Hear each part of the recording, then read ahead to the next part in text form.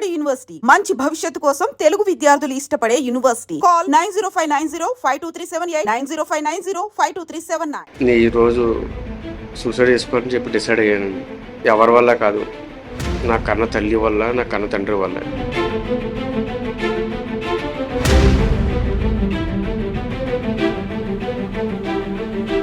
Kakinada rural Sasikanth నగర్కు చెందిన దుర్గా వేణుగోపాలకృష్ణ తను ఆత్మహత్య చేసుకునే ముందు ఒక సెల్ఫీ వీడియో రిలీజ్ చేశారు. అది 6 నిమిషాల పాటు ఉంది.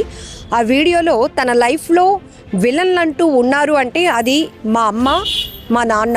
వాళ్ళ వల్ల, వాళ్ళ ఒత్తిళ్ల వల్ల, వాళ్ళ వేధింపుల వల్లే మాత్రమే నేను చనిపోతున్నాను. నమస్తే, నా పేరు ప్రసాద్ దాకారు. నేను ఈరోజు సూసైడ్ చేసుకోవాలని చెప్పి డిసైడ్ అయ్యాను. ఎవరి వల్ల కాదు, నా కన్న తల్లి వల్ల, నా కన్న తండ్రి వల్ల. ముఖ్యంగా నా కన్న తల్లి. నేను ఆవిడ వల్ల ఈరోజు చనిపోదామని డిసైడ్ అయ్యి ఈ వీడియో మీకు చేస్తున్నాను. నాకు ఇష్టం లేకపోయినా పెళ్లి కూడా వద్దు, ఇప్పటికే మా అమ్మ నాన్న ప్రవర్తన వల్ల నేను నలిగిపోతున్న టైంలో ఇంకొకరి జీవితాన్ని ఎందుకు నాశనం చేయాలి, పెళ్లి కూడా చేసుకోకూడదు అనుకున్న నాకు అమ్మే పెళ్లి చేసింది. ఇప్పుడు నాతో పాటు ఆ అమ్మాయిని కూడా వేధిస్తున్నారు. కేవలం అందుకే ఇవన్నీ నేను చూసి తట్టుకోలేక ఆత్మహత్య చేసుకోవాలని చాలాసార్లు అనుకున్నా, నాకు ధైర్యం సరిపోలేదు. బట్ ఇప్పుడు ఈ తీవ్రమైన వేధింపులు, అందులో కూడా అమ్మ నాన్న వల్ల ప్రధానమైన విలను అమ్మే అంటూ ఆయన చెప్పినటువంటి ఈ వీడియో ఏదైతే ఉందో, సెల్ఫీ వీడియో, ఇప్పుడు సోషల్ మీడియాలో చక్కర్లు కొడుతోంది. మరొక వైపు నెటిజన్ల విమర్శలు కూడా ఎదుర్కొంటుందని చెప్పొచ్చు. నా వల్ల ఇంకో అమ్మాయి జీవితం కూడా నాశనం అయిపోయిందండి. నాకు పెళ్లి చేసి ఆ అమ్మాయి ఇంకా ఆ అమ్మాయిని ఇంకా టార్చర్ పెట్టింది. నన్నే అసలు వీళ్ళు కన్న తల్లి కాదు, కన్న తండ్రి కాదు, అంతకంటే ఇంకెలా చెప్పాలో కూడా తెలియట్లేదు సార్. నాకు వీళ్ళు మనుషులు కాదండి. నేను అప్పటికీ అనుకుంటాను, పెళ్లి చేసుకుంటే ఇంకో అమ్మాయి జీవితం నాశనం అయిపోద్ది ఇంటికి వస్తే అనుకుంటూనే వద్దు అనుకుంటే చేసుకున్నాను పెళ్ళి. నేను అనుకున్నట్టే జరిగింది సార్. ఇంకో అమ్మాయి జీవితం నాశనం అయిపోయింది.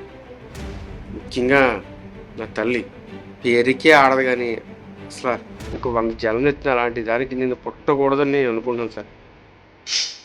ఏ తెలియని అమ్మాయి తీసుకొచ్చి పెళ్లి చేశారు, ఏదో నడుస్తుంది అనుకున్నాను, కానీ మమ్మల్ని బతకనివ్వట్లేదండి. నా తండ్రికి కనీసం ఇంగిత జ్ఞానం కూడా లేదు. ఆవిడ ఎలా చెప్తే అలాగంతే. ఇది తప్పు, ఇలా వద్దు, ఇలా చేయకూడదని కూడా లేదు. 40 ఏళ్ళ నుంచి ఉంటున్నాను. నేనే ఇంత ఇబ్బంది పడుతున్నానంటే వెళ్తూ ఉండి ఎవరో ఒక అమ్మాయి వచ్చి బయట నుంచి వచ్చి, ఇంకా అమ్మాయి ఎంత ఇబ్బంది పడి ఉంటుంది. నేను లైఫ్లో చేసిన గ్రంటర్ మిస్టేక్ అంటే పెళ్లి చేసుకుని ఇంకో అమ్మాయి జీవితం నాశనం చేయడం. తను ఎలా రెక్టిఫై చేసుకుని కూడా నాకు తెలియట్లేదు. చచ్చిపోవాలనిపిస్తుంది. ఇంకా నాకు స్టిల్ ఇప్పుడు కూడా ధైర్యం లేదు. ఎలా చచ్చిపోవాలంది. చచ్చిపోవడం అందరూ పిరికోలు చేసే పని అంటారు. నిజంగా ఎంతో ధైర్యం ఉంటుంది, కానీ చేసుకోవాలని నాకు చాలా ఆ పొజిషన్కి వెళ్ళే వాళ్ళకి అర్థమవుతుందండి. నేను ఒకటి చెప్తున్నాను, నన్ను నా భార్యని చాలా మానసికంగా వేధించారు. ఎవరో కాదు, నా తల్లి, నా కన్న తల్లి, నా కన్న తల్లే, నా కన్న తల్లి, నా తండ్రి. ఈరోజు చచ్చిపోవడం కారణం, నేను సూసైడ్ కారణం నా కన్న తల్లి. దయచేసి వీరిద్దరిని కఠినంగా శిక్షించి, ప్రతి తల్లి తండ్రికి అమ్మ నాన్న అని పిలిపించుకోవడం కోసం వాళ్ళు ఎన్నో సాక్రిఫైస్ చేస్తూ ఉంటారు.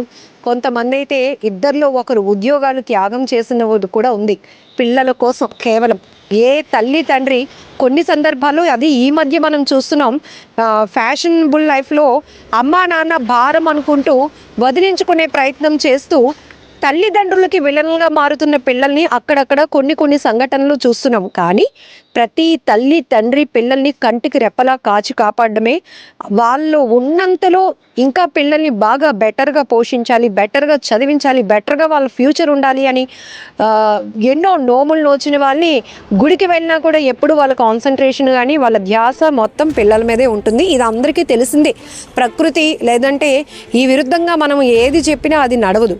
ఇక్కడ విచిత్రంగా ఎన్ని జన్మలైనా కూడా ఇలాంటి తల్లి కడుపున నేను పుట్టకూడదు అని కోరుకుంటున్నాను అంటూ కేవలం తను ఆత్మహత్య చేసుకోవడానికి వాళ్ళ అమ్మగారే కారణమని చెప్తూ, అలాగే అమ్మ చేస్తున్నటువంటి ఈ వేధింపుల్ని కూడా తానా తందానా అనే నాన్న కూడా దీనికి కారణమే అంటూ అతను చెప్పినటువంటి మాటలు ఎవ్వరూ కూడా అసలు డైజెస్ట్ చేసుకోలేకపోతున్నారు కదా, యాక్సెప్ట్ కూడా చేసుకోలేకపోతున్నారు. ఎందుకంటే నీకేదైనా మానసికమైన సమస్య ఉంటే దాన్ని కారణంగా చూపించు, లేదు అంటే నీకు నిజంగానే ఏదైనా సఫరింగ్ ఉంటే కనుక నువ్వు డెసిషన్ తీసుకో, అంతేగాని అమ్మా నాన్నని బ్లేమ్ చేస్తూ వాళ్ళ వల్లే నేను చనిపోతున్నాను అందుకే సెల్ఫీ వీడియో రిలీజ్ చేస్తున్నాను అని చెప్పడం ఎంతవరకు కరెక్ట్ అనేది ప్రతి ఒక్కరూ ప్రశ్నిస్తున్న సందర్భం కూడా.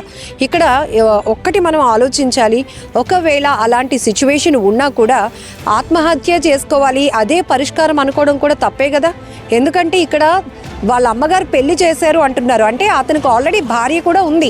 మరి ఆత్మహత్య చేసుకోవడం వల్ల ఎవరిని సాధించాలని, ఎవరి మీద కక్ష సాధింపు చర్య కింద చేయాలి అనేది ఇక్కడ ఇతని ఇంటెన్షన్ ఏంటో అర్థం కాలేదు. కానీ అతను అందరినీ ఒక డైవర్షన్ కోసం ఈ వీడియో చేశాడు అనేది కూడా కొంతమంది నెటిజన్లు వాళ్ళదైన స్టైల్లో వాళ్ళ అభిప్రాయాలు కూడా వ్యక్తం చేస్తూ ఉన్నారు.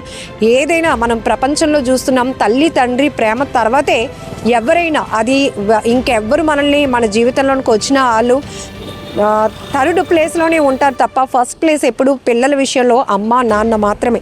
వాళ్ళు చూపించే ప్రేమకి ఎక్కడ మనం వంకలు పెట్టడానికి లేదు. కొన్ని సందర్భాల్లో కొంతమంది కఠినంగా ఉండొచ్చు, ఎందుకంటే పిల్లలు చేజారిపోకుండా ఉండాలనో, చెప్పిందే వాళ్ళు పెట్టుకోవాలి, లేకపోతే మన అదుపులో మన పిల్లల్ని ఉంచుకోవాలనో, లేకపోతే సొసైటీకి ఒక తల్లిదండ్రులు నడవడికలో నడిచేటటువంటి పిల్లల్ని మనం పెంచాలనో, ఇలా కొంతమంది అభిప్రాయాలు ఉంటాయి. ఒకవేళ అలాంటివి నచ్చలేకపోతే, దాదాపు ఇతను చెప్తున్నాడు 40 సంవత్సరాల పాటు మా అమ్మా నాన్నతో నేను ట్రావెల్ చేశాను, పెళ్ళి కూడా అయింది, ఇప్పుడు ఆమెను కూడా వేధిస్తున్నారని. 40 ఏళ్ళ వయసు అంటే అట్లీస్ట్ మీకు ఒక మెచ్యూరిటీ లెవెల్లో వచ్చినప్పుడు 18 ఇయర్స్ వస్తుంది, 20 ఇయర్స్ అనుకోండి, అప్పుడు లెఫ్ట్ అవ్వచ్చు కదా, వేరే చోటుకి వెళ్ళిపోవచ్చు కదా, లేకపోతే అమ్మా నాన్న దగ్గర ఉండలేకపోతే వేరే డెసిషన్ తీసుకోవచ్చు. కానీ 40 ఏళ్ళుగా అమ్మా నాన్నే నా లైఫ్కి సంబంధించి విలన్లు అని చెప్పడం కరెక్ట్ కానే కాదు. ఈ అభిప్రాయమే ఎక్కువ శాతం 80% ఈ సెల్ఫీ వీడియో, ఈ గోపాలకృష్ణ తన సూసైడ్ ముందు రిలీజ్ చేసినటువంటి సెల్ఫీ వీడియోలో ఎన్ని జన్మలు ఎత్తైనా కూడా ఇలాంటి తల్లి కడుపున పుట్టకూడదు అని వాడినటువంటి మాటలు ప్రతి ఒక్కరిని కూడా టచ్ చేస్తున్నాయి. ఎందుకు అసలు ఇతని మానసిక స్థితి ఏంటి అన్నది కూడా చెక్ చేయాలంటున్నారు. ఒకవేళ మీ అమ్మా నాన్న నిన్ను ఎలా టార్చర్ చేశారో నువ్వు ప్రూఫ్లు పెట్టు, అలా కాకుండా వాళ్ళని నడి రోడ్డు మీదకి ఈడ్చాలని, సొసైటీలో అమ్మా నాన్నని కనీ పెంచి పెళ్లి చేసినటువంటి అమ్మా నాన్నని నువ్వు విలన్లుగా చిత్రీకరించి సొసైటీలో వాళ్ళని అందరూ బ్లేమ్ చేసేలాగా మార్చడానిక నువ్వు ఈ వీడియో చేసావంటూ కూడా నెటిజన్లు చాలా చివాట్లు పెడుతున్నారు, తీవ్రమైనటువంటి విమర్శలు కూడా చేస్తున్నారు. అవి కూడా ఇప్పుడు సోషల్ మీడియాలో మనం వైరల్ అవుతున్న సందర్భాన్ని చూడొచ్చు.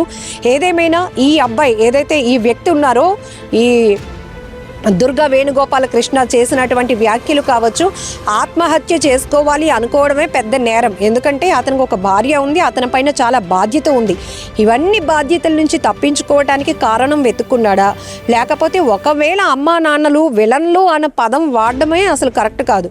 ఒకవేళ వాళ్ళు ఏదైనా తిన్ని ఇది చేయొద్దు అది చేయొద్దని బాగా రెస్ట్రిక్షన్స్ పెడుతున్నారు అనుకుంటే, నీకు ఒకవేళ కాదు, ఇప్పుడు పెళ్ళయింది, ఇండివిజువల్ లైఫ్ ఉంది కాబట్టి భార్యతో పాటు బయటికి వెళ్ళిపో, అంతేగా కానీ భార్యని వేధిస్తున్నారు, నన్ను వేధిస్తున్నారు, మా ఇద్దరు వేధింపులకి కారణం అమ్మా నాన్నే అని చెప్తూ సూసైడ్, నేను ఆత్మహత్య చేసుకుంటున్నాను, దానికి ముందు ఏం జరిగిందో, నా లైఫ్లో విలన్లు వీళ్ళే అంటూ ఆయన 6 నిమిషాల పాటు ఉన్నటువంటి వీడియోని రిలీజ్ చేయడం ఇప్పుడు నెట్టింట వైరల్ అవ్వడమే కాదు, తీవ్రమైన విమర్శలు కూడా ఎదుర్కొంటోంది. ఏదేమైనా పోలీసులు మాత్రం అనుమానాస్పద మృతిగా కేసు నమోదు చేసినట్లుగా తెలుస్తోంది. నమస్తే, నా పేరు ప్రసాద్ దాకారు.